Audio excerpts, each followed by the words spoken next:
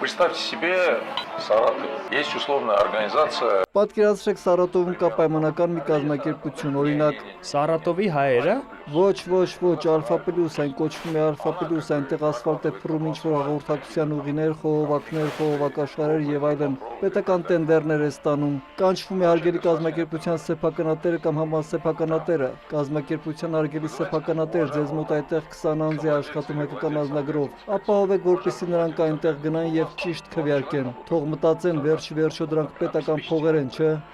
Համացանցում հունիսի 6-ին տարածված ձայնագրությունից շաբաթներ անց քննչական կոմիտեն հայտնեց. Քրեական վաղորդի ընթացքում նշանակված փորձաքննության եզրակացության համաձայն պարզվել է, որ համացանցում տարածված ձայնագրության մեջ խոսակցություն վարող անձը հանդիսանում է Ավետիք Չալաբյանը։ Վարույթի շրջանակում Չալաբյանը հունիսի 24-ին ձերբակալվեց, դատարանն էլ բավարարեց նրան 2 ամսով կալանավորելու միջնորդությունը։ Քննվող քրեական վաղորդի շրջանակներում ձեռնարկված քննչական եւ վարորդային գործողությունների արդյունքներում փաստական տվյալներ են ձեռք բերվել այն մասին, որ Ավետիք Չալաբյանը հանդիսանալով հայաքվե միավորման համակարգող Հայաստանի Հանրապետությունում 2026 թվականի հունիսի 7-ին կայացված խորհրդարանական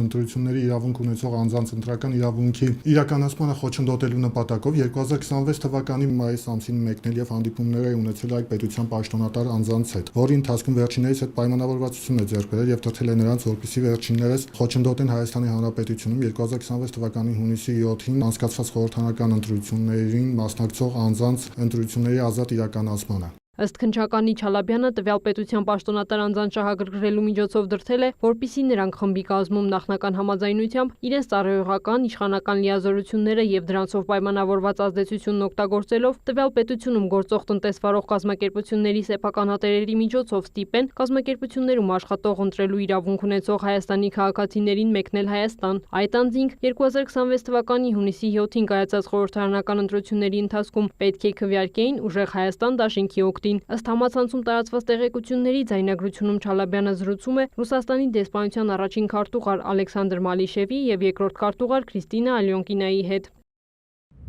Դեռ ձայնագրության տարածման օրը Դանիել Յոհաննիսյանը իր ֆեյսբուքյան էջում գրել էր, որ անկախ դիտորդ դաշինքը գրությամբ դիմելու է քննչական կոմիտե, որպեսզի այս ձայնագրությունը կցվի Ռուսաստանի պաշտոնատար անձանց կողմից Հայաստանում իշխանության զավթման փորձի մասով հարուցված քրեական գործին։ Յոհաննիսյանը ենթադրում է, որ իրենց հաղորդման ուղարկված փաստերի հիմքով են ձերբակալել Չալաբյանին։ Վերջինս հունիսի 7-ին լրագրողների հետ ճեպազորույցում հրապարակված ձայնագրությունը որակել էր որպես կեղծիք, պնդելով, որ անհրաժեշտ է պարզել դրանց իրական աղբյուրը։ Նա հաստատել էր, որ նախկինում հանդիպում ունեցել է Ռուսաստանի Դաշնության դեսպանության ներկայացուցիչների հետ, սակայն այն բնութագրել էր որպես ճանաչողական շփում։ Պաշտպան Վարազդատ Հարությունյանը Ավետիք Չալաբյանի գործը զավեշտալի է որակել։ Ըստ նրա քննչական կոմիտեն գոյություն չունեցող փաստական հանգամանքներ է վկայակոչել։ Հսկող դատախազի որոշմամբ Ավետիք Չալաբյանի նկատմամբ հարուցվել է հանրային քրեական հետապնդում, իշխանական կամ ծառայողական լիազորությունները կամ դրանցով պայմանավորված ազդեցությունն օգտագործելով մի խումբ անձանց կողմից նախնական համաձայնությամբ ընտրական իրավունքի իրականացմանը խոչընդոտելու նախապատրաստության համար։